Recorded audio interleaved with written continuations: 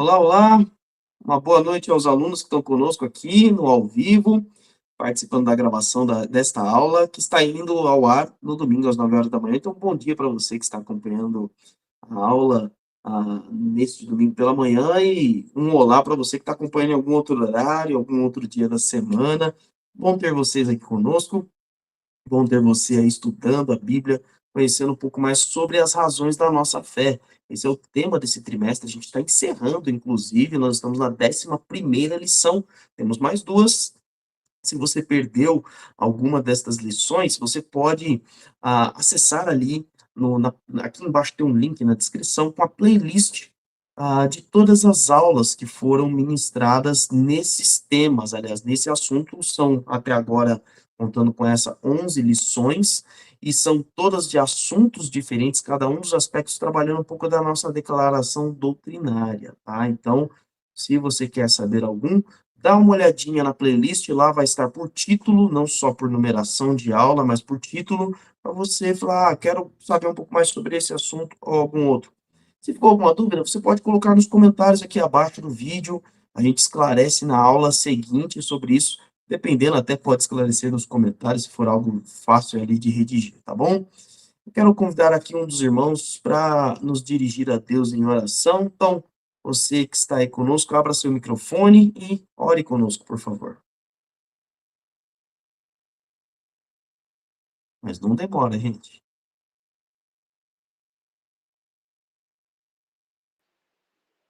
Querido Pai, nós te agradecemos por estarmos na tua presença nesse momento e o nosso objetivo é aprender de ti, aprender dos teus ensinamentos, da tua palavra. Abençoa-nos, abençoa o teu servo que vai ministrar a lição a cada um de nós, abençoa cada um dos nossos irmãos e amigos que estão nos acompanhando. Oramos em nome de Jesus. Amém. Amém. Muito bem, queridos.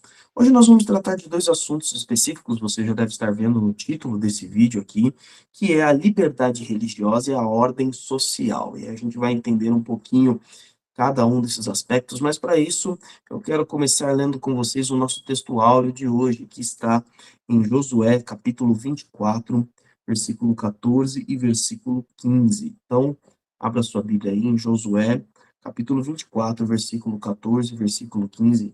Esses dois versículos dizem assim: Agora temam o Senhor e sirvam-no com integridade e fidelidade. Joguem fora os deuses que os seus antepassados adoraram além do Eufrates e no Egito, e sirvam ao Senhor. Se, porém, não lhes agrada servir ao Senhor, escolham hoje a quem irão servir, se aos deuses dos seus antepassados, se aos deuses que os seus antepassados serviram, além do Eufrates, ou aos deuses dos amorreus, em cuja terra vocês estão vivendo. Mas eu e minha família serviremos ao Senhor. Aqui você tem, então, Josué no final de sua jornada, já com idade avançada, ainda liderando o povo de Israel. E aqui você tem o povo de Israel estabelecido na terra de Canaã, a terra dos cananeus, a terra dos amorreus, como Josué disse aqui. E agora ele diz: uma vez que vocês estão estabelecidos, então agora sirvam ao Senhor com integridade e fidelidade. Mas se isso não agrada a vocês, então vocês têm que fazer uma escolha. Vocês não vão andar de maneira dividida. Então, ou vocês vão servir aos deuses de além do Eufrates, que era da onde veio Abraão, por isso ele fala dos seus antepassados. Abraão era ali de Ur dos Caldeus, é uma cidade que existe até hoje, está ali coladinha no afluente ali do rio Tigres, do rio Eufrates, e ou então aos deuses daquela terra, aos deuses ali daquela região. E Josué, então, coloca o primeiro aspecto interessante, porque Israel, ele tinha uma certa liberdade na sua escolha. E Josué diz: olha, vocês todos, a nação inteira pode escolher, o povo inteiro pode escolher a que Deus vai servir, mas eu e a minha família vamos servir ao Senhor, essa é a nossa escolha. E esse é o primeiro conceito sobre a questão da liberdade religiosa. O textuário de hoje ele fala um pouquinho mais a expressão da liberdade. Você tem aspecto de escolha. Se você olhar hoje no mundo, na geopolítica do mundo, há vários países que, por exemplo, eles não são chamados estados laicos, estados que não têm, que têm ali a sua, que não tem uma religião, isso é o estado laico, não declara ter nenhuma religião, nem como a religião do estado e nem como simpatizante a tal religião. Ele não tem de fato. Há alguns, e alguns inclusive bem conhecidos. Então, por exemplo, o Reino Unido. O Reino Unido é composto por 4 países. Você vai ter ali a Inglaterra, você vai ter o país de Gales, você vai ter a Irlanda do Norte e a Escócia.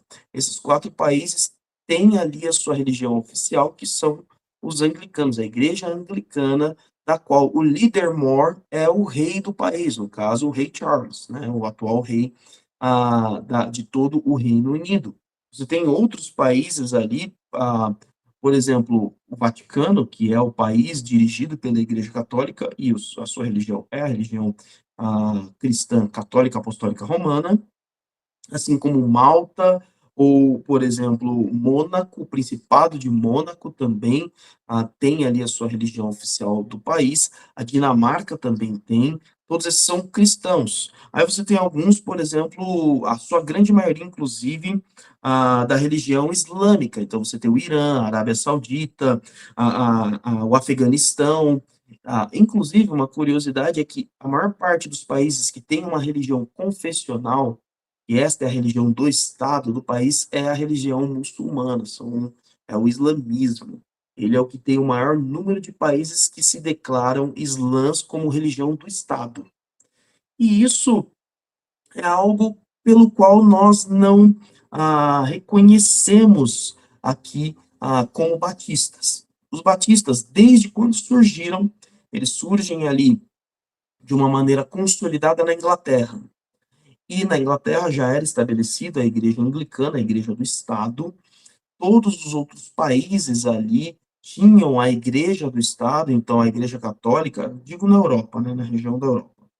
A igreja católica dominando uma boa parte dos países latinos, por exemplo, e uma outra parte, um outro restante ali do continente europeu, e mais ou menos da França para cima, a maioria dos países de religião protestante, de maneira confessional. Isso gerava na história, estou falando isso há 400 anos atrás, isso gerou na história uma série de problemas, porque as igrejas que não eram oficialmente do Estado, elas eram perseguidas. E surgem, por exemplo, os batistas. Nós surgimos, então, há mais ou menos 400 anos atrás. E um dos princípios, se você olhar na Declaração Doutrinária da Convenção Batista Brasileira, o terceiro princípio é a separação da igreja e do Estado. Então, o Estado laico, gente, para você que não é um cristão, está acompanhando essa aula, ou para você que é um cristão de uma outra denominação, o Estado laico, ele vem como proposta dos protestantes, em especial dos batistas. Era a primeira a denominação que não lutava para estar atrelado ao poder de algum país, a ser a denominação do Estado, a religião do Estado. E ali você vai ter, então, os batistas migrando da Inglaterra para os Estados Unidos, em parte, e os Estados Unidos já nascendo como um Estado laico. Ele não nasce, então, quando é constituído, ele não nasce como um país protestante, por exemplo, por ter, inclusive, esta base protestante. E à medida que o tempo foi passando, vários outros países foram adotando este mesmo regime. E nós, então, batistas, entendemos dessa forma. Jamais ali a igreja vai buscar, a igreja batista vai buscar estar atrelada a algum governo, a algum estado, porque nós cremos na separação da igreja e do estado. Igreja é igreja, estado é estado. Nós temos que ter em mente que a liberdade religiosa, ela é o que garante a nossa garante um dos nossos aspectos, um dos direitos de escolha. E olha, na definição de liberdade religiosa para nós, nós entendemos que é a capacidade, aliás, liberdade religiosa não, de liberdade como um todo.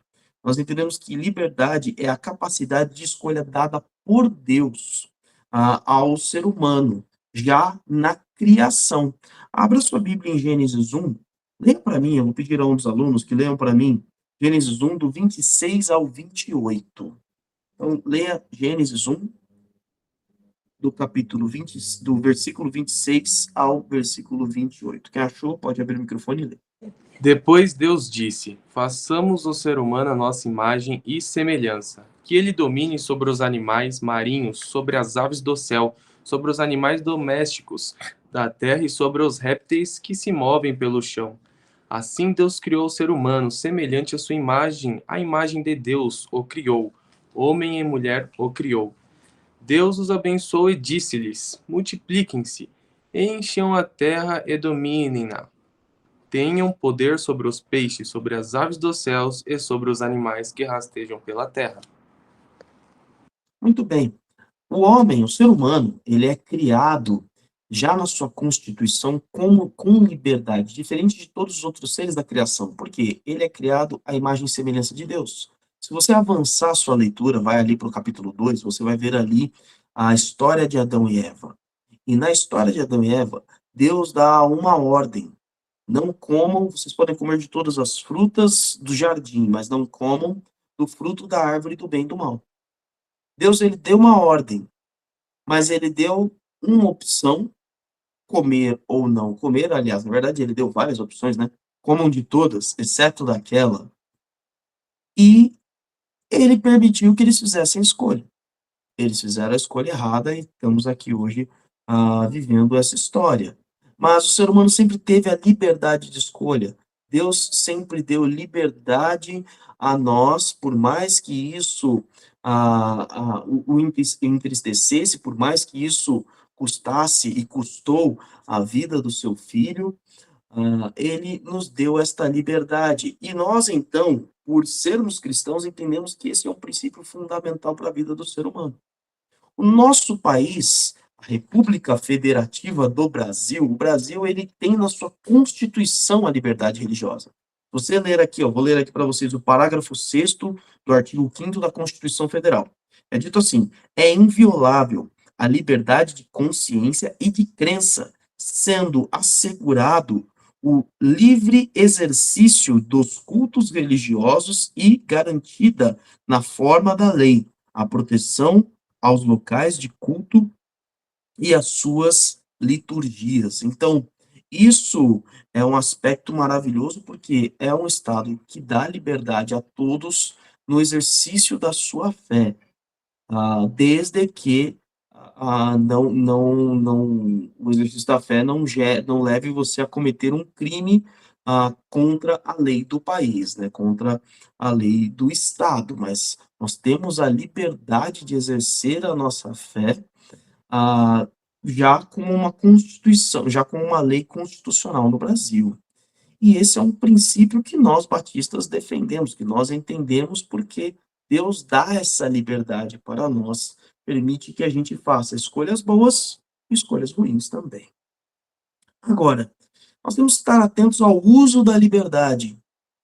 Abra sua Bíblia em 1 Pedro, capítulo 2. Vou pedir a um dos alunos para ler para mim, do versículo 13 ao versículo 17. Eu quero que você preste muita atenção em tudo que vai ser lido aqui nesse texto. Então, 1 Pedro 2, do 13 ao 17. Vamos entender um pouquinho sobre o uso da liberdade. Quem achou pode ler.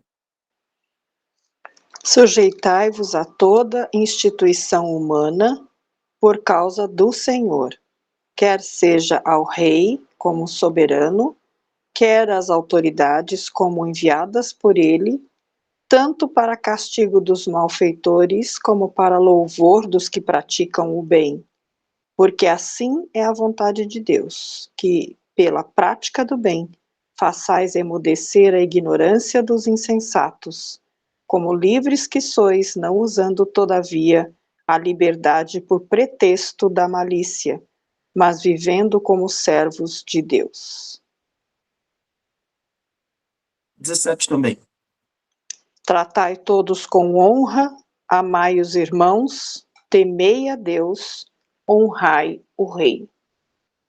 Muito bem, então você tem aqui o apóstolo Pedro, falando justamente sobre o exercício da liberdade, e isso em contrapartida ao Estado, inclusive o Estado dominante da época.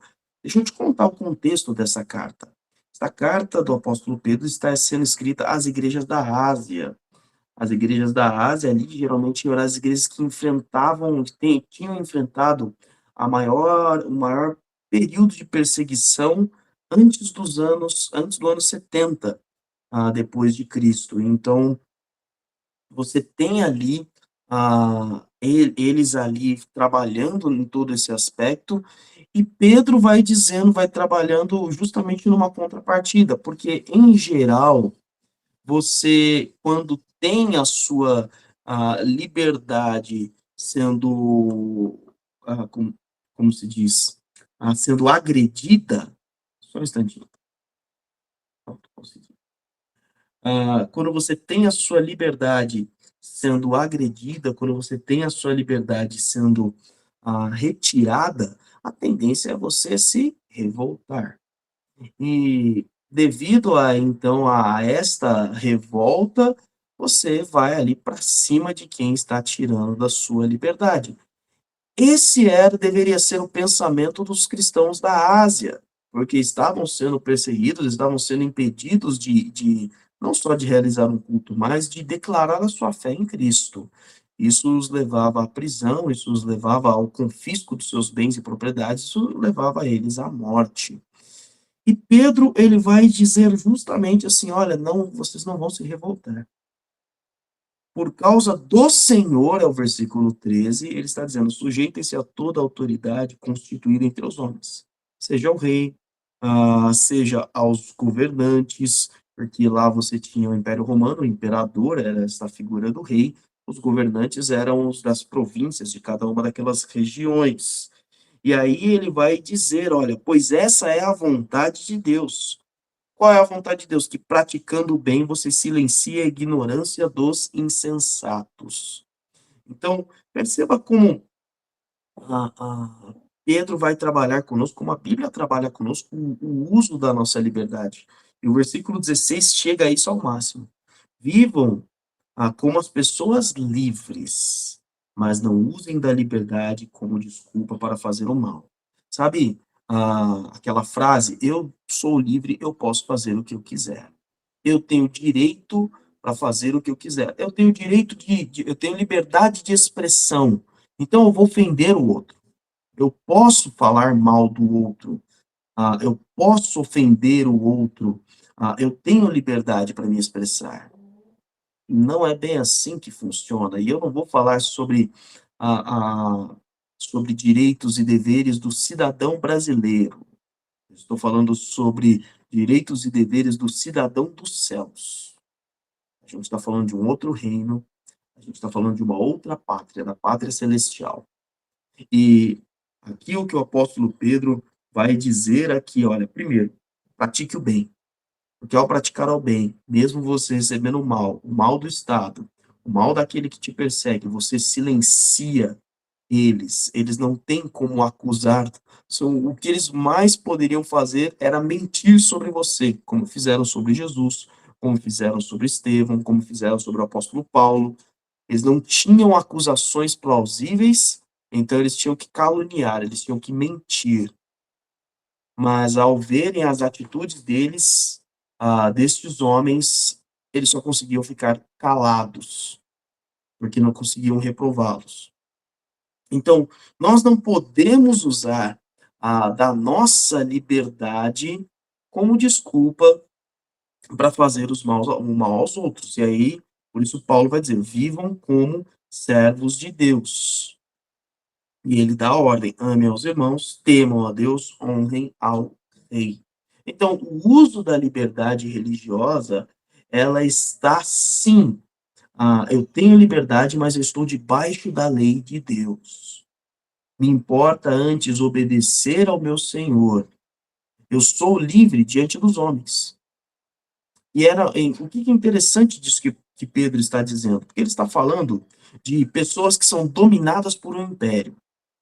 Pessoas que estão sob o jugo de um império. Todas aquelas regiões O que de fato era Roma, a Roma dos romanos, era o que a gente conhece hoje como Itália, um pouco mais, um pouco menos ali. O restante eram todos impérios conquistados. Então, você tem ali o Império Grego, o Império Macedônio, que foram conquistados, você tem toda a parte ali da Turquia, que foi conquistada pelos gregos primeiro, você tem toda a parte do Oriente Médio, onde estavam os sírios, onde estavam os israelitas, os persas ali mais indo na direção do Rio Tigres, do Rio Eufrates, o norte da África, o Egito. Então, tudo isso eram outros reinos e outros impérios conquistados, tá todo mundo sob julgo. Além disso, os cristãos que ali viviam, eles também tinham a opressão de todos que faziam parte da sociedade. E eles, mesmo assim, viveram ali de maneira livre no Senhor. Além disso, dentro da Igreja de Cristo, tinham pessoas que eram escravas. Então, tinham cristãos que haviam entregue a vida a Jesus Cristo, mas ainda eram escravos de homens que não eram tementes ao Senhor, de mulheres que tinham ali, eles eram chamados de servos ali, mas o servo ali era um escravo, não era um assalariado. E mesmo estes homens, tendo a sua liberdade de ir e vir sendo caçada, eles tinham toda a consciência, eles tinham toda a sua mente livre porque eles pertenciam a Cristo. E é dessa liberdade que Pedro está dizendo. Não use a liberdade que você tem em Cristo para fazer o mal. Porque Cristo não deu esta direção a você. Porque esse não foi o mandamento do seu Senhor. Olha, mas espera aí. Se eu tenho que obedecer a Cristo, então eu não tenho liberdade. Claro que tem, você tem a escolha de obedecer ou não. Agora, quem pertence a Cristo deseja obedecer a Cristo. É a sua paixão. É igual quando você está namorando ou está casado, recém-casado ou bem casado, já com um casamento longevo, você ama o seu marido, você ama a sua esposa, então você quer fazer o bem a eles. Você quer fazer o bem a eles, você quer fazer o bem a ela, e você vai fazer porque você deseja, ainda é escolha. Uma coisa que a gente só tem que ter em mente é que esta liberdade religiosa é para todos. Coloque isso de uma maneira bem clara. Ou seja, nós batistas temos que apoiar o Estado laico. Mas eu tenho que aceitar o que vem das religiões afro, que tem a gente com religião afro? Sim. Eu tenho que aceitar gente com religião de matriz asiática? Sim. Eles têm que votar também, eles têm que trabalhar, eles têm. Sim. Porque assegurar a liberdade religiosa de alguém que tem uma religião diferente da sua é assegurar a sua liberdade religiosa. A liberdade é para todos. O grande erro das pessoas, de qualquer linha, tanto religiosa quanto ideológica, é achar que, bom, primeiro, a minha religião é melhor. Segundo, se eu impuser a minha ideologia ou a minha religião ao Estado, então eu vou poder eu vou poder mostrar a todos o que é bom e a minha ideologia, a minha religião é que vai fazer o bem, vamos colocar aqui, para o Brasil. Só que você tem que lembrar o seguinte: o jogo de poder sempre muda. O jogo de poder sempre gira. Ora, a sua religião, a sua ideologia pode estar no poder. Pode demorar, mas daqui 5, 10 anos, 20 anos, 30, 50, 60 anos, 100 anos, esse jogo muda. E se você deu poderes ao Estado para caçar a liberdade religiosa, quem estiver no poder vai ter essa mesma possibilidade. Então, sim, a liberdade religiosa tem que ser defendida por nós. Mas, pastor, se o mundo fosse cristão, se o Brasil fosse cristão, tivesse os batistas como a religião oficial, a denominação oficial do Brasil, seria muito melhor. Olha, querido, olha para a história. Eu convido você a olhar a história. Isso já aconteceu. No ano 380 depois de Cristo, o Império Romano já tinha ali como liberdade e permissão o culto cristão, a religião cristã. E no ano 380, o imperador Teodósio instituiu o cristianismo como a religião oficial do império. Agora, todo o império era cristão.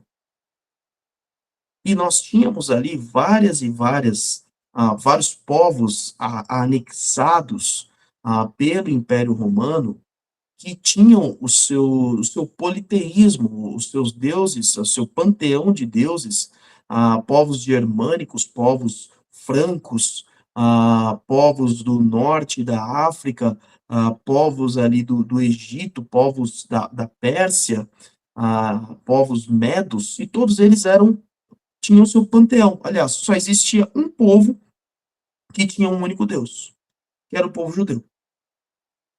O restante era tudo politeísta. E o que aconteceu? Simplesmente todos foram declarados cristãos, mas ninguém abandonou os seus costumes, ninguém abandonou os seus hábitos. O que foi acontecendo foi que o império, através da igreja oficial do império, foi substituindo nomes, costumes e foi assimilando culturas à igreja de Cristo. E foi deformando o evangelho em vários aspectos. Não funcionou. Porque este mesmo Império Romano Cristão foi o império que continuou dominando, continuou guerreando contra outros povos, foi o império que entrou em colapso, e aí depois surgiram vários reinos, todos cristãos, que entravam em guerras, que matavam gente, que oprimiam o povo, ou seja, que de cristão não tinham nada. Então, não funciona isso. Aconteceu esse ano de uma série de evangélicos invadirem ali o poder judiciário, e dentre vários vídeos que eram filmados lá, um ali disse: agora o reino de Deus se estabeleceu no Brasil. Agora o Brasil é do Senhor. Eu até pensei na hora, falei, nossa, mas Deus é fraco, hein? Porque ele precisou que você invadisse ali o judiciário, precisou de você para estabelecer o reino dele no Brasil. Eu falei, Deus não tem muita força, não. Isso revela uma tremenda ignorância sobre o que é o reino de Deus, sobre como se estabelece o reino de Deus. A gente viu um pouquinho na semana passada. Recomendo, se você não assistiu a aula da semana passada, assista. Mas Jesus deixa bem claro que o reino de Deus ele não pertence a esse mundo. Isso ele fala a Pôncio Pilatos ali em João 20. Meu reino não é daqui. Quando ele é interrogado pelos fariseus, como nós veremos o reino de Deus, ele diz: o reino de Deus não pode ser visto, ele não está lá, não está aqui, mas o reino de Deus está entre vocês. Então, o reino de Deus ele se estabelece no coração daquele que entrega a sua vida a Jesus Cristo.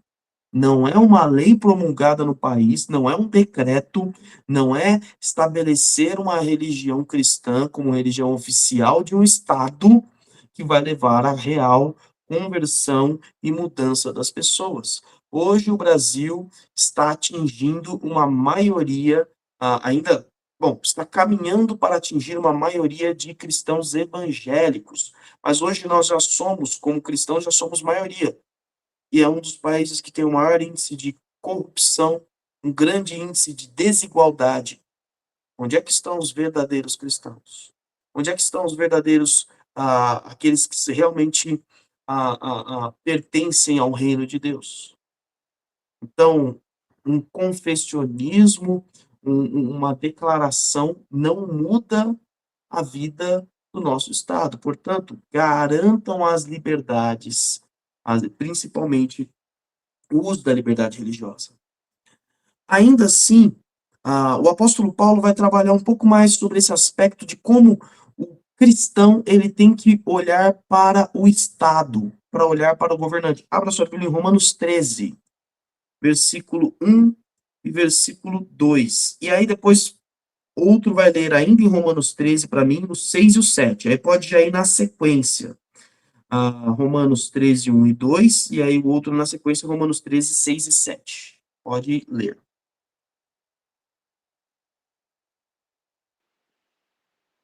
Todo homem esteja sujeito às autoridades superiores, porque não há autoridade que não proceda de Deus, e as autoridades que existem foram por ele instituídas, de modo que aquele que se opõe à autoridade resiste à ordenação de Deus, e os que resistem trarão sobre si mesmos condenação. Agora o 6 e o 7, pode ler. Por esse motivo, também pagais tributos, porque são ministros de Deus, atendendo constantemente a este serviço. Pagai a todos o que lhes é devido. A quem tributo, tributo. A quem imposto, imposto. A quem respeito, respeito. A quem honra, honra. Muito bem. Você tem aqui, então, Paulo trabalhando, depois eu recomendo que você leia o capítulo 13, principalmente aí para entender melhor esse assunto, do versículo 1 ao 7 todo, né? A gente pulou aqui alguns versículos. Mas você tem aqui Paulo reforçando este conceito, toda autoridade é instituída por Deus. Imagina, pastor, não, não, isso daí, imagina que o governo atual do Brasil, diz uma parcela do Brasil hoje, o governo atual do Brasil foi instituído por Deus. Aí uma outra parcela do Brasil dizia no governo passado, que são duas correntes diferentes. Imagina que o governante atual foi instituído por Deus. Isso aí é punição. Bom, o governo sempre, os governos, seja do Brasil, seja dos Estados Unidos, seja dos Emirados Árabes, seja da Índia, toda autoridade está sujeita a Deus. Do Senhor é a terra, a sua plenitude, o mundo e aqueles que nele habitam.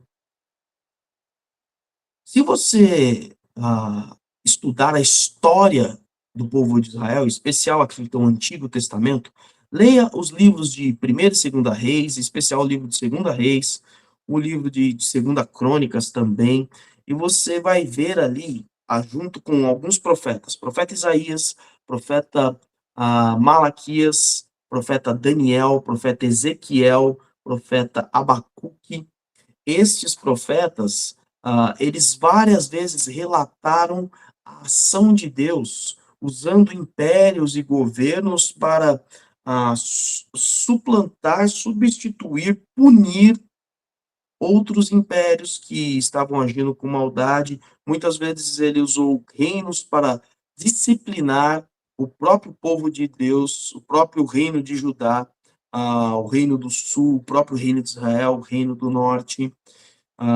Você vai ver também no livro de Esdras e no livro de Neemias, Deus usando os líderes dos impérios, então o Império Medo-Persa, e o Império Babilônico, ali também no cuidado especial, aqui o Império Medo-Persa, no cuidado do povo de Deus, mandando o povo de Deus de volta para Jerusalém, o povo de Israel de volta para Jerusalém, e mandando eles reconstruir o templo do Senhor.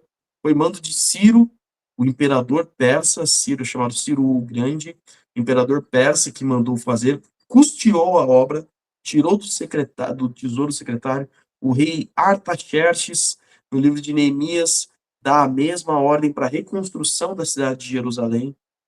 Então, Deus, ele governa a história. Ou seja, todas as autoridades que estão sobre nossa vida são instituídas por Deus. Pode ser que você não goste, pode ser que você não concorde, mas Deus tem um plano e um propósito em todas as coisas. A gente só é pequeno demais para querer adivinhar e acertar tudo. Então, Paulo está dizendo isso, olha, você deve respeitar, você deve honrar. E até em que nível de honra ele está falando? Olha, versículo 6. É por isso que vocês também pagam imposto, pois as autoridades estão servindo a Deus, sempre dedicadas a esse trabalho. Deem a cada um que lhe é devido. Mas o imposto que eu pago não está sendo bem revertido, estão roubando do imposto, estão administrando mal, a gestão é incompetente e é ruim. O texto não está falando isso. Importa você obedecer ao Senhor e não aos homens, certo? Mais obedecer ao Senhor do que aos homens é o que o apóstolo João e o apóstolo Pedro falam em Atos capítulo 5. Muito bem. Ele está dizendo que estes homens foram colocados por Deus para exercer autoridade, para exercer um trabalho. E eu quero lhe dizer o seguinte, o contexto que Paulo está falando não é favorável, tá, gente? O Brasil está muito bem, você brasileiro, eu brasileiro, nós estamos muito bem. Porque aqui o imposto era pago ao Império Romano, o império que estava escravizando o mundo da época. O império que pegava o dinheiro do imposto e gastava com Roma. Gastava com toda a sua capital, gastava ali com toda a região onde moravam as autoridades romanas, não gastava isso com reformas em Jerusalém, com reformas em outras cidades. O máximo que eles faziam era algumas cidades estratégicas, eles faziam construções e faziam as estradas. Inclusive, o imposto que era usado, que pagou, foi o que permitiu a expansão do evangelho através das viagens pelas estradas do Império Romano. O Império Romano constrói as estradas com um princípio. Nós queremos ter rotas comerciais eficazes, rotas também de marcha de tropas eficazes e confortáveis, que sejam menos desgastantes e que sejam boas para abastecimento de todo o Império. Essa era a estratégia do Império Romano, foi uma das estratégias tão vencedoras porque é o império na história que foi o que durou muito mais tempo, com seus cerca de 1000 anos de existência. Mas Deus tinha outros planos. Vocês estão fazendo essas estradas para a sua riqueza comercial? Não, queridos. Eu vou usar essa estrada para a riqueza do meu reino. E várias cidades foram foram evangelizadas através dos apóstolos que passaram por essas estradas.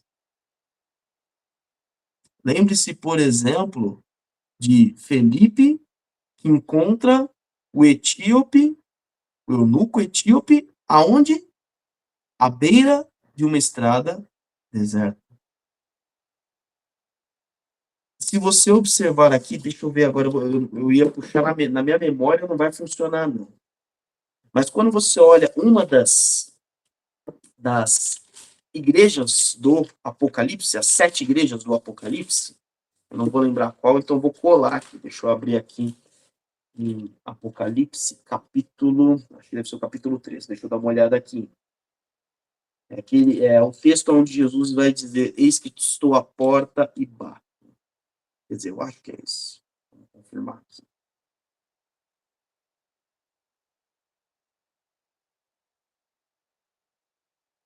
Onde Jesus ele fala que ninguém pode abrir a porta, que ninguém pode fechar a porta que ele abre. É isso que eu estou tentando achar. Se algum dos alunos achar, me avisa aí. Eu não separei esse texto. Aqui, Igreja de Filadélfia. Então ele vai dizer ali em Apocalipse capítulo 3, versículo 7, vou ler a segunda parte dele. O que ele abre, ninguém pode fechar, e o que ele fecha, ninguém pode abrir. Conheço as suas obras, eis que coloquei diante de você uma porta aberta que ninguém pode fechar. Sei que você tem pouca força, mas guardou a minha palavra e você não negou o meu nome. Essa expressão a gente já estudou, a gente fez uma série de mensagens nas 7 igrejas do Apocalipse, tá em algum lugar aí do YouTube, tem uma playlist das 7 igrejas, chama As Sete Igrejas para Hoje. E esse texto específico, quando você estuda a rota comercial de Filadélfia, passava-se por Filadélfia todas as estradas que seguiam da Ásia para o Império Romano. A porta que era aberta para eles é que dali eles conseguiriam evangelizar o Oriente e o Ocidente inteiro no Império Romano. As principais rotas comerciais, todas não, eu exagerei. As principais rotas comerciais passavam por ali. Então, querido, o governo pode usar o imposto para fazer o que ele bem entender. No fim das contas, o propósito é do Senhor. Então, a gente tem que obedecer a Deus, na onde ele diz ali em Romanos 13:7, se imposto, imposto, se tributo, tributo, se temor, temor, se honra, honra, bem a cada um que lhe é devido. Você concordando ou não? Jesus, uma coisa que a gente tem que ter em mente é que muitas vezes os valores cristãos eles são distorcidos por ideologias que vão se apegando aos valores ou vão se apropriando dos valores para distorcer. E certamente você já ouviu a frase: Jesus foi um revolucionário. Jesus não foi um revolucionário. Jesus não fez revolução alguma. Ele diz a Pilatos: se eu quisesse, os meus súditos me libertariam. Ele diz a Pedro: guarda a espada na bainha. Se eu quisesse, eu pediria ao Pai e ele mandaria uma milícia celestial, 1000 anjos, para me libertar. Não, Jesus não promoveu. Você não vê os cristãos do primeiro século, do segundo, do terceiro século se revoltando contra o Império Romano, causando revoltas para derrubar o Império. Não. Os verdadeiros cristãos ali, eles sempre estavam causando, sim, uma revolução no coração das pessoas. As pessoas eram transformadas, as pessoas eram mudadas. E isso sempre inclinava ao amor ao próximo. Agora, respeitar, uma coisa que a gente tem que ter em mente, respeitar a autoridade não é se conformar com a maldade. Então, nós somos aqueles que têm fome e sede de justiça, conforme Mateus 5, versículo 6. Então, sim, nós somos responsáveis por promover o bem. Ou seja, sim, o meu país me dá todas as ferramentas para lutar contra a violência feminina, eu vou lutar contra a violência feminina, porque isso não é a vontade de Deus. Meu país me dá as ferramentas para lutar contra a violência infantil em todos os seus aspectos, eu vou lutar contra a violência infantil, porque isso não é a vontade de Deus. Fome, direitos necessários de sobrevivência, direitos para que as pessoas tenham uma vida de qualidade, para que a mortalidade infantil seja extirpada, para que as pessoas tenham ali o necessário para ter uma qualidade de vida, ter um desenvolvimento, tudo isso faz parte, tudo isso eu devo lutar para. A gente até vai falar sobre isso em autoridade social, em ordem social. Mas nós temos que ter isso em mente. Eu não posso me conformar com a forma do mundo. Por quê? A palavra de Deus diz que o mundo jaz no maligno. E o apóstolo Paulo fala num capítulo anterior, a gente leu Romanos 13, Romanos 12:1 diz que a gente não deve nos conformar com 12:1 e 2. A gente não deve se conformar, tomar a forma deste mundo. Então, eu realmente não devo me conformar com a injustiça, eu não devo me conformar com a maldade. Então, de fato eu não ser aquele que está pronto a derrubar o governo, mas ao mesmo tempo não aceitar a maldade que vem do governo. Por exemplo, se em algum momento surgir um decreto em que o governo me proíba de pregar o evangelho, aí eu não preciso respeitar. Eu não vou derrubar o poder, mas essa lei eu vou desobedecer, pois me importa obedecer mais a Deus do que aos homens. Essa lei, em vários países do mundo, há muitos países onde o Islã é a religião determinante, e alguns outros países, em geral, países que estão ligados ao comunismo ou ao socialismo, é proibida a pregação do evangelho. E nós temos muitos irmãos em Cristo que estão desobedecendo essas leis, eles estão pregando o evangelho. Porque isso impede que a justiça de Deus, a vontade de Deus seja feita. Mas perceba, nenhum desses países, os seus irmãos estão lutando para derrubar o governo, não. Para eles importa fazer a vontade de Deus e é pregar o evangelho. Isso é a introdução para o próximo assunto, que é a ordem social. A definição que nós trazemos aqui, o entendimento da ordem social da nossa declaração doutrinária, é mais ou menos esse texto aqui. Como sal da terra e luz do mundo, o cristão o cristão tem o dever de participar em todos os esforços que tendem ao bem comum da sociedade em que vive. Então, leia para mim Mateus 13, para a gente pegar esse texto como base, Mateus 13, do 16, desculpa, não, errei tudo.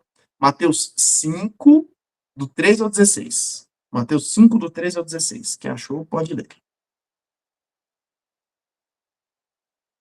Os pobres em espírito, pois deles é o reino dos céus. Não, é do 13, irmã Enedina, é mais para frente. 13 até o 16. Desculpa.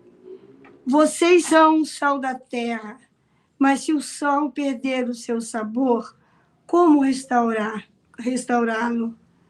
Não servirá para nada, exceto para ser jogado fora, pisado pelos homens. Vocês são a luz do mundo. Não se pode esconder uma cidade construída sobre um monte. E também ninguém acende uma candeia e a coloca debaixo de uma vasilha. Ao contrário, coloca no lugar apropriado e assim ilumina todos os que estão na casa. Assim brilha a luz de vocês diante dos homens, para que vejam as suas boas obras e glorifiquem ao Pai de vocês que está nos céus. Muito bem, então esse é o princípio básico da vida cristã. Por que você está nesse mundo? Por que Cristo te salvou e não te levou direto? Aceitou Jesus e subiu, já foi. Porque você está aqui para sinalizar, para brilhar com a luz de Cristo e as pessoas verem o que você está fazendo e glorificarem a Deus. Glorificarem a Deus porque eles vão entender que a obra não é tua, é Deus fazendo através de você. Então, é fundamental a gente ter isso em mente, e isso implica também na ordem social. Quando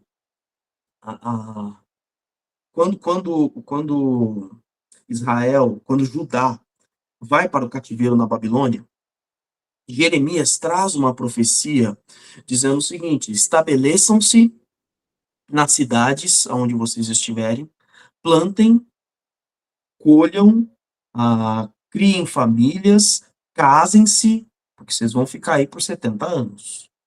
Só que além disso ele diz, orem pela prosperidade na cidade. Aonde o cristão está, ele é responsável não só por orar, mas por trabalhar para a prosperidade do seu bairro, do seu prédio, se você mora no condomínio, do seu bairro, da sua cidade, do seu estado, do seu país. Aonde você está, e pode ser que você esteja em outro país agora, nós temos brasileiros, alguns até que nos acompanham de outros países, aonde você está, você é responsável por promover a prosperidade naquele país, nesse país onde você está. Isso também é ser luz do mundo, isso também é ser sal da terra. Agora, a Igreja de Cristo, ela tem uma responsabilidade ainda maior em olhar para aqueles que têm necessidade. Isso faz parte da história da Igreja de Jesus. Quando você abre a sua Bíblia em Atos 6, versículo 1, 2 e 3, olha só como estavam avançados em relação ao restante da sociedade da época. Atos 6, do versículo 1 a 3. Naqueles dias, crescendo o número de discípulos, os judeus de fala grega, entre eles, se queixaram dos judeus de fala hebraica, porque suas viúvas estavam sendo esquecidas na distribuição diária de alimento. Por isso, os 12 reuniram todos os discípulos e disseram: não é certo negligenciarmos o ministério da palavra de Deus, a fim de servir às mesas. Irmãos, escolham entre vocês 7 homens de bom testemunho, cheios do Espírito Santo e de sabedoria, e passaremos a eles esta tarefa. Eu já usei esse texto para falar sobre o ministério da palavra, para falar sobre diaconato, mas eu vou usar agora para falar sobre ordem social. Havia ali, quando você abre em Atos capítulo 2 e vai observando até o capítulo 6, você vai vendo a dinâmica da igreja em Jerusalém, uma igreja que expandiu grandemente, aonde muitos vieram para a festa do Pentecostes, e aí vinha judeu de tudo quanto é canto, cerca de 3.000 homens, ou seja, muito mais ainda, porque ali só foram contados homens, 3.000 homens aceitaram a Jesus Cristo. Quando você continua lendo o capítulo 4 e 5, você vai ver que mais 5.000 homens já haviam aceitado a Jesus Cristo, tendo ali, então, mais de 8.000 pessoas, provavelmente o dobro disso. Alguns, claro, voltaram para suas terras com o evangelho, mas muitos ficaram. Como a gente sabe disso? Havia judeus de fala grega e judeus de fala hebraica. Então, o judeu ele havia se expandido pela Europa de uma tal forma, pela Europa e pela Ásia, que muitos não falavam o hebraico de uma maneira fluente. Timóteo é filho de pai grego com mãe judia. Era um que provavelmente dominava a língua grega, devia falar o hebraico também, que foi educado pela sua avó e a sua mãe. Mas havia ali este povo e começou a haver ali um problema nisso. A igreja já estava cuidando das viúvas, das necessitadas. Que era, a viúva ali era uma das categorias de pessoas que tinha a maior necessidade, porque não tinha fonte de sustento, por ser mulher e por ser viúva nesse caso, e provavelmente muitas dessas não tinham filhos que pudessem sustentá-la. Não tinha aposentadoria lá não, gente, não tinha INSS, Seguridade Social, não tinha nada disso. Tá? A viúva passava fome. Se ela fosse uma mulher que perdeu o marido e não tinha filhos, ou perdeu os filhos, como aconteceu com Noemi, ela perdia o direito às terras. Se ela perdia o direito às terras, ela não tinha sustento. Então, elas eram cuidadas pela igreja. E olha, deixa eu te falar uma coisa, ninguém cuidava, tá? A igreja foi o primeiro a cuidar dos verdadeiros necessitados. Porque Israel já não cumpria, Israel tinha essa obrigação de cuidar do órfão, da viúva e do estrangeiro. Já não fazia isso há muito tempo. Mas a igreja fazia. A igreja cuidava. E aqui, então, na história, você vai vendo na doutrina. Abra sua Bíblia em Tiago, capítulo 1, versículo 27. Olha, esse Tiago é o irmão de Jesus. Esse Tiago, citado ali em Atos 15, ele se torna o líder da igreja, naquele momento da igreja em Jerusalém. Os apóstolos foram indo para outras regiões, e ele era um dos presbíteros, provavelmente se tornou um bispo ali da igreja em Jerusalém, nesse período. E aí ele escreve essa carta dizendo assim: a religião que Deus, o nosso Pai, aceita como pura e imaculada é esta: cuidar dos órfãos e das viúvas em suas dificuldades e não deixar-se corromper pelo mundo. Ele está trazendo esse despertamento. Olha, quem são os maiores necessitados aqui da nossa realidade? Naquela época era o órfão e era a viúva. A expressão a religião aqui é a adoração que Deus aceita como pura e imaculada. Então, você quer adorar a Deus, demonstre o amor ao próximo. Olha como Jesus fala sobre amar o próximo, lá em Lucas. Pergunta a ele, quem é o meu próximo? E Jesus coloca alguém que é desprezado pelo judeu, um samaritano. Só que ele precisava do judeu, ele era o necessitado daquele momento. Ele provavelmente tinha alguma condição financeira, deveria ter, porque ele foi assaltado, ele estava em viagem, ele foi tirado ali os bens, os pertences, mas naquele momento ele se tornou necessitado. E ele foi ali, desculpa gente, falei totalmente errado. Não o samaritano, né? O samaritano foi quem socorreu. Era um viajante qualquer. Era um viajante ali, que é descrito, provavelmente um viajante judeu, e quem o acode é justamente aqueles a quem as pessoas desprezavam ali, que era o samaritano. Inverti totalmente a história. Mas Jesus, ele vai olhando e vai falando assim, o necessitado é aquele que precisa de você. O próximo é aquele que está precisando da sua demonstração de amor. Olha como Tiago fala mais à frente sobre isso. Leia para mim Tiago 2, do 15 ao 17. Tiago 2, do 15 ao 17.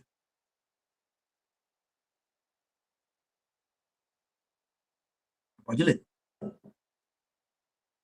Irmã estiver necessitando de roupas e do alimento de cada dia, e um de vocês lhe dizer, vá em paz, aqueça-se e alimente-se até satisfazer-se, sem, porém, lhe dar nada de que adianta isso? Assim, sabem a fé, assim também a fé, por si só, se não for acompanhada de obras, está morta. Até aqui? Isso, até aí mesmo. Muito bem. Tiago, ele coloca o contraste entre uma fé sem obras e uma fé com obras. Por que que ele põe isso? Tiago, ele tem a sua origem judia. E para o judeu, fé é diferente da nossa compreensão hoje. Se eu digo a você, eu creio em Deus, eu tenho fé em Deus, eu acredito que Deus existe. Fidelidade na Bíblia não é isso, aliás, fé na Bíblia não é isso. Tanto que a mesma palavra que é traduzida por fé é traduzida por fidelidade. Quem tem fé, vive pela fé, obedece à fé. Se você não obedece à fé, você não tem fé. É uma fé morta. E o que que a fé em Cristo diz? Ame ao próximo como a ti mesmo. E aí Tiago está falando isso. Olha, se você vê que tem alguém em necessidade, você diz, Deus te abençoe, eu vou orar por você. A desculpa hoje do crente, do evangélico, é isso aí. Eu vou orar por você. Sem porém lhe dar nada, sem poder, se você tem condição de abençoar, de cuidar daquela necessidade e não o fizer, tua fé é morta. A grande verdade é o seguinte, você diz que crê em Cristo, mas você obedece. Então, na verdade, você não tem fé. Se você não obedece a Cristo, você não tem fé. Sua fé é morta. Então, nós temos que estar atentos que Cristo nos colocou para cuidar das necessidades desse mundo, para sinalizar a este mundo. Uma das coisas mais importantes, sim, a maior necessidade deste mundo é o evangelho.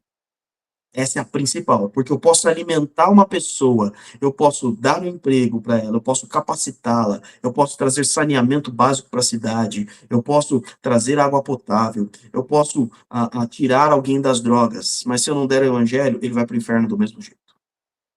Então, a maior necessidade das pessoas é o evangelho. Uma das coisas mais interessantes, alguém pesquisa para mim onde que está esse texto.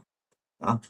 Quando João Batista manda os discípulos perguntarem a Jesus se ele é o Messias. Fala ali, mas o Senhor é o Messias ou nós devemos esperar outro? Naquele momento, Jesus ele cura uma série de pessoas e eles vão dizer a João,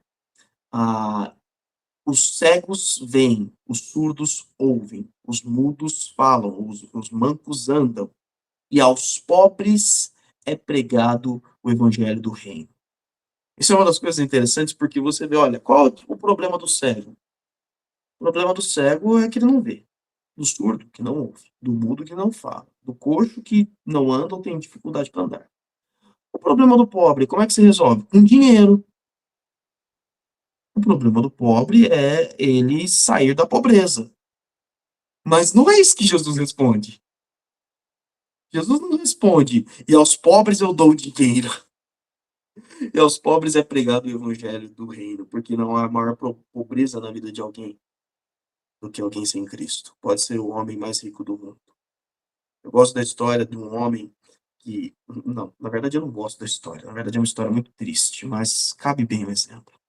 O milionário do Copan, um senhor idoso que tinha um apartamento aqui no edifício Copan, em São Paulo, E este senhor, ele foi encontrado morto pela sua empregada, pela a moça da limpeza, ali já provavelmente já há 1 ou 2 dias no seu apartamento, um apartamento relativamente pequeno, e aí foram fazer um inventário deste senhor. É um senhor que tinha família, tinha filhos e tudo mais, mas vivia sozinho. Tinha mais de 300 milhões de reais. Um homem riquíssimo, mais pobre do que qualquer outro, morava no centro de São Paulo. Então, a pobreza do ser humano é a ausência do evangelho. Agora, aonde o evangelho chega, gente, chega o amor. Então, olha para as nossas agências missionárias, olha, por exemplo, para o missionário Marcelo Fedorucci, ali em Apiaí, ali na região do Vale do Ribeira, né? É isso mesmo, né? Vale do Ribeira. Que é o maior índice de pobreza do estado de São Paulo, sendo o estado mais rico da Federação Brasileira. Tendo um PIB maior que muitos países, só o nosso estado. O evangelho chegou lá, mas ele estava inconformado, ele está inconformado com a situação de pobreza, de falta de atendimento, então ele tem 2 projetos lá. E uma coisa que eu quero dizer a nós, Igreja de Cristo, tá? Para a gente não ficar perdido em ideologias políticas, ideologias de esquerda, ideologias de direita. A responsabilidade de cuidar socialmente da nossa nação, do nosso bairro, da nossa sociedade, não é do governo, é nossa. Nós é que promovemos a justiça de Deus, não o governo. Nós é que realizamos a vontade de Deus por amor a Cristo Jesus. Então, você que tem a sua ideologia esquerda, pare de terceirizar o seu voto. Em que sentido? Eu vou fazer a obra social por meio do meu voto. Essa responsabilidade é sua. O governo tem as responsabilidades dele. Você que também é de direita, não, mas a iniciativa privada, eu vou votar no governo para que o governo se desaparelhe e a iniciativa privada tome isso. Não, essa responsabilidade é da igreja. Essa missão é da igreja de Cristo. Não interessa qual seja a sua ideologia, aliás, eu espero que a sua ideologia seja Cristo. Cristo não tem bandeira, Cristo não tem partido. Cristo é a bandeira. Por isso que o Antigo Testamento dá um nome a Jesus, aliás, dá um nome a Deus. Jeová Nissi, o Senhor é minha bandeira. Ou Yahvé Nissi, o Senhor é minha bandeira. Nós temos a responsabilidade de cuidar do órfão, da viúva, do estrangeiro. Nós temos a responsabilidade de demonstrar o verdadeiro amor de Deus ao próximo, aquele que necessita. Depois, fica aí como lição de casa para você entender bem isso, esse exercício que Jesus está falando, para você ler ali, Mateus, capítulo 25, esse texto acaba se tornando um pouco mais chocante quando a gente olha para esse contexto. Mateus, capítulo 25, você vai ler do versículo 31 ao versículo 46. O trecho que fala sobre o julgamento das nações. E olha o parâmetro pelo qual Jesus Cristo sinalizou quem pertencia ao reino de Deus e quem não pertencia. Quem fazia porque amou a Cristo e viveu em obediência a Ele, e quem viveu no engano. Provavelmente, o pessoal que é falado depois, que não são destinados ao reino eterno, eles estavam dentro de igreja também. Mas não entenderam o que era a verdadeira fé em Cristo. Só estavam com uma placa. Só estavam com um nome no IBGE. Então, queridos, espero que essa aula tenha abençoado vocês. Espero que isso traga um despertamento, você como um cristão em Jesus Cristo, especial você que pertence à Igreja Batista, nós aqui da Igreja Batista de Vila Matilde, a Igreja na Vila, nós aqui que temos essa responsabilidade de exercer, de lutar pela liberdade religiosa, enquanto nós temos esse privilégio no Brasil, manter a liberdade religiosa nossa, mas também de todas as pessoas, de todo o brasileiro, exercer essa liberdade, mas cumprindo a vontade de Deus, e também exercer a ordem social, o cuidado social do meio em que nós estamos inseridos. Se podemos abençoar aqui o nosso bairro, vamos abençoar a vila, podemos abençoar o centro de São Paulo, vamos abençoar, e aonde Cristo for nos direcionando. Amém? Não esqueça de Amém. compartilhar nas suas redes sociais, não esqueça de deixar o seu comentário, deixar o seu like também, se não é inscrito no canal, se inscreve no canal.